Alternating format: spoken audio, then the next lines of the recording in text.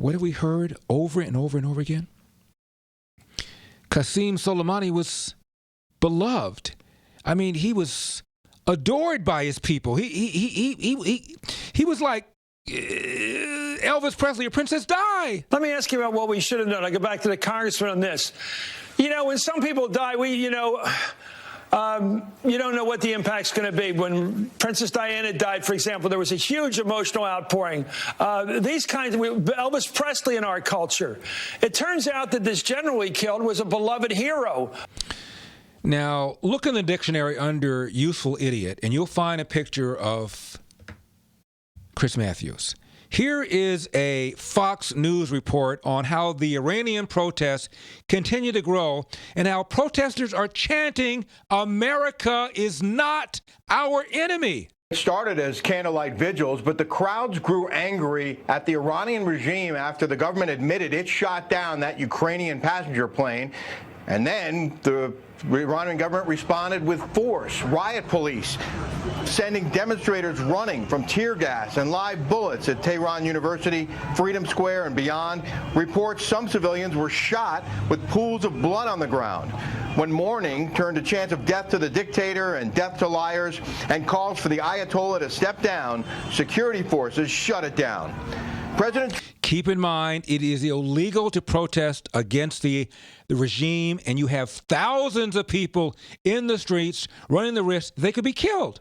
Trump tweeting at Iran's leaders in Farsi and English, "Don't kill your protesters. Thousands have been killed or imprisoned so far, and the world is watching. More importantly, the United States is watching.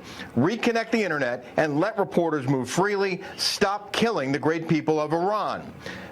Let's remember during the so-called Arab Spring, when the Iranians were taken to the streets, what did Obama do and say? Nothing. Iranian government spokesman criticizing what he called the president's crocodile tears. The people of Iran will not forget that this is the same person that threatened to bomb 52 cultural sites in Iran after killing the most beloved general of this country. And right now, the roots of the main social, economic, medical, and dietary problems of the Iranian people are the inhumane sanctions this person has put upon us.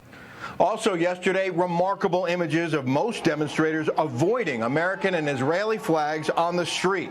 Stepping on the colors has been celebrated by the Iranian regime since 1979 as a sign of disrespect. But yesterday, the people chanted, "The U.S. is not our enemy." And we now have video of damages at Al Asad Air Base, which was hit by those Iranian ballistic missiles last week, just hours before the Iranians shot down the plane. No one was hurt in these strikes. U.S. officials say they are open to talks with the Iranian leadership in hopes of finding a peaceful way forward. Now I have a question. I know a lot of Democrats listen to the Larry Elder Show because you think I'm fair and balanced, and I am, and independents for the same reason. Riddle me this.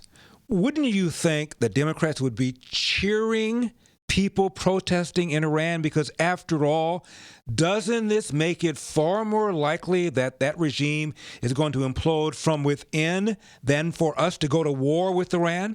So for that reason alone, wouldn't you think that people like Nancy Pelosi would be encouraging the protest? Instead, she says, well, there are lots of reasons why people are on the streets. Maybe they're looking for their cars. That part I made up. Well, the protesters are protesting, as I understand it, this brand of protesters, about the fact that that plane went down. And many students... this brand of protesting. Not the other ones that are protesting about the regime, but these particular ones, they're just a little irked about the Ukrainian plane that went down, says Nancy Pelosi. Absolutely no moral support for all these people that have taken to the streets at the cost, potentially, of their lives and the lives of their relatives to protest the regime. She can't just say this is a good thing. Were on that plane, and these are largely students in the street.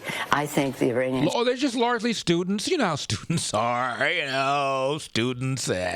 should have not had commercial flights going off when there was... They're calling out the regime for lying. They're saying death to Khamenei as well. No. Yeah, but even George Clintonopoulos says, well, yeah, but they're not just talking about the plane. They're saying Death to the Ayatollah. Isn't that kind of a big deal? Nancy Pelosi says Clintonopolis. I think the Iranians should have not had commercial flights going off when there was. They're calling out the regime for lying. They're saying death to Khomeini as well. No, well, whatever it is. Well, but whatever it is. I mean, who knows what they're saying? I don't speak Farsi. Do you speak Farsi? Maybe they're saying, could I have a pizza? Hold the pepperoni. You never know.